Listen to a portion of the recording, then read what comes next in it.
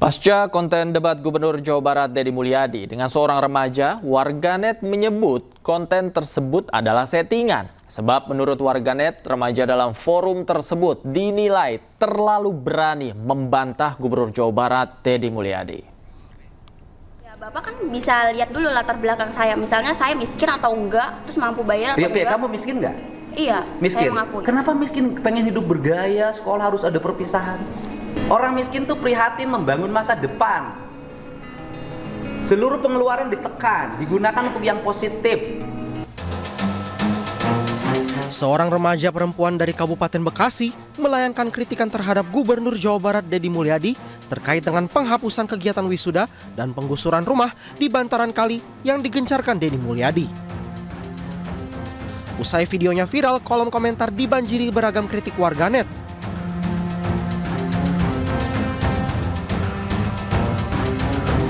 Namun kini perdebatan itu dipertanyakan warganet. Serunya debat disebut warganet sebagai debat settingan, tidak spontan dilakukan warga kepada Deddy Mulyadi. Semua murid itu biar bisa ngerasain perpisahan. Oke. Wisuda. Terus gini, ngerasain perpisahan, duit perpisahan dari siapa? Dari orang tua. Membebani nggak? Bisa ya, membebani. Pasalnya remaja pengkritik Gubernur Deddy Mulyadi itu terdeteksi oleh warganet pernah menjadi model iklan sebuah aplikasi pinjaman. Dari sinilah beragam tanya soal debat settingan ramai diperbincangkan warganet. Beredarnya pertanyaan itu, Deddy Mulyadi buka suara. Menurut Deddy, dirinya tidak pernah berprasangka buruk dan menganggap remaja itu pintar dan berani berpendapat.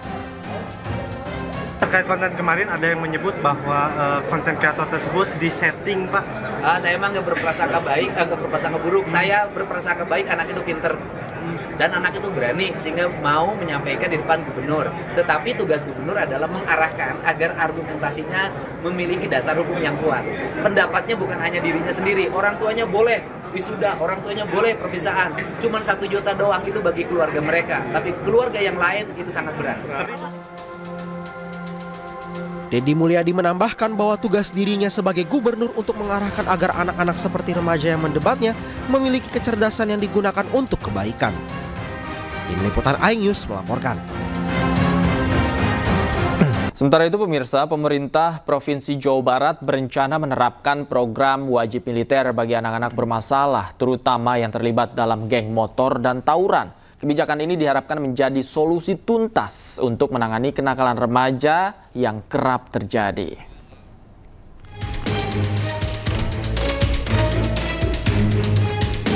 Maraknya kasus tawuran serta pelajar yang terlibat geng motor membuat pemerintah Provinsi Jawa Barat mengeluarkan aturan khusus untuk memiliterisasikan anak yang bermasalah. Program ini bertujuan membentuk karakter disiplin dan tanggung jawab. Peserta akan mengikuti pendidikan khusus di bawah pengawasan TNI Polri selama 1 tahun. Sementara status sekolahnya tetap terdaftar di SMP SMA asal dengan kelas khusus. Beberapa daerah seperti Bandung sudah menyiapkan barak untuk program ini. Di samping itu, Pangdam 3 Siliwangi dikabarkan telah mempersiapkan infrastruktur pendukung. Menurut Gubernur Jawa Barat, rencananya program akan dimulai pada Mei 2025 dengan peserta termasuk anak-anak yang tertangkap tawuran atau terlibat tindak kriminal. Upaya ini dilakukan karena persoalan kenakalan remaja kerap tak selesai-selesai dari dulu. Kan kita ini dari dulu ngomongin geng motor nggak selesai-selesai. Anak-anak yang mengalami problem di rumah sehingga berdampak tidak sekolah tidak selesai.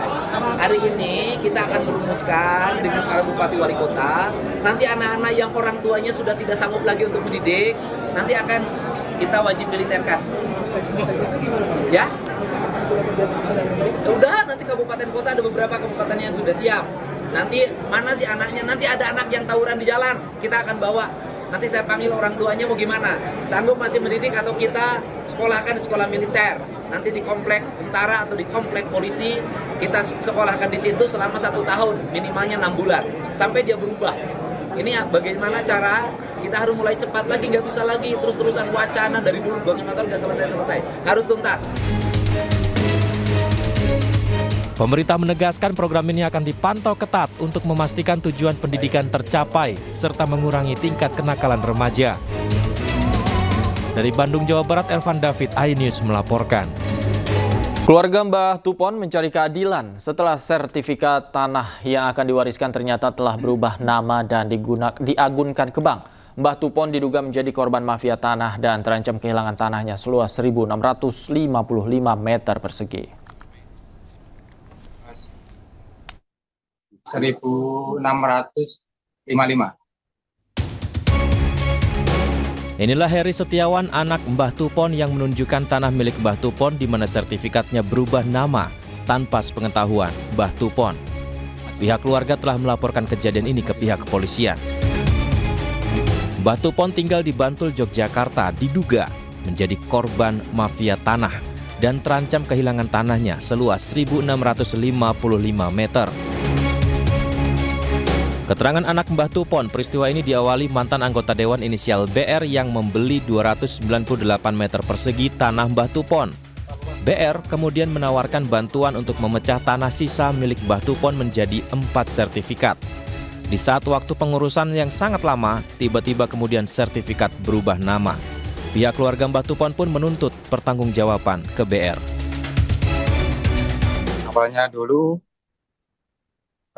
Bapak BR itu menawarkan pada bapak saya untuk pecah waris ke 3 anaknya. Nah, setelah berapa waktu bapak saya kan menanyakan soal sertifikat itu kepada Pak BR. Kata BR, Bapak BR itu jawab, baru proses Mbah, hanya mau membantu untuk pecah waris. Soalnya dia sudah menawarkan ke bapak saya, Mbah, ini sertifikat yang seluas 1.655, di mana kalau saya pecahkan menjadi 4 ke anak-anaknya. Udah balik nama ini, kasus ini. Dulu pernah sempat datang ke rumah menanyakan, mau meminta pertanggungjawaban Bapak BR. Kenapa kok bisa jadi kayak gini, Pak? Ini dulu mantan DPR.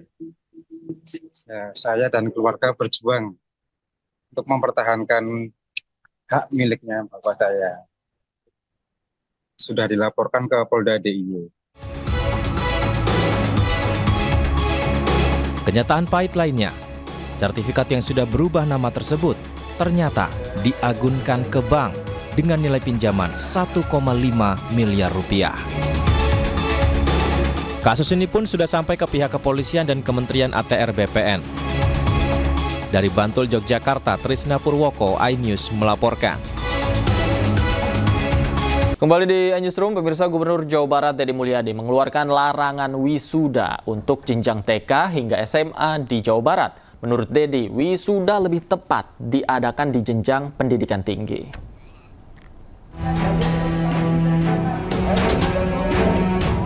Gubernur Jawa Barat Deddy Mulyadi meminta tradisi wisuda di tingkat TK, SD, SMP, dan SMA harus dihapuskan.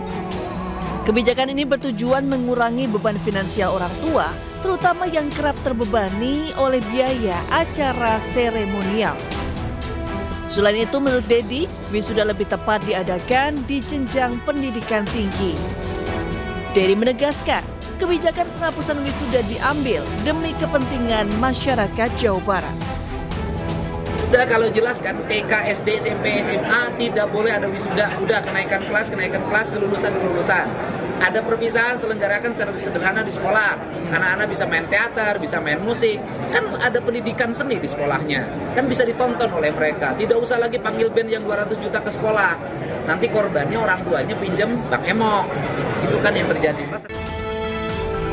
Kebijakan ini diharapkan dapat segera diimplementasikan di seluruh sekolah. Dari Bandung, Jawa Barat, Ervan David, iNews melaporkan.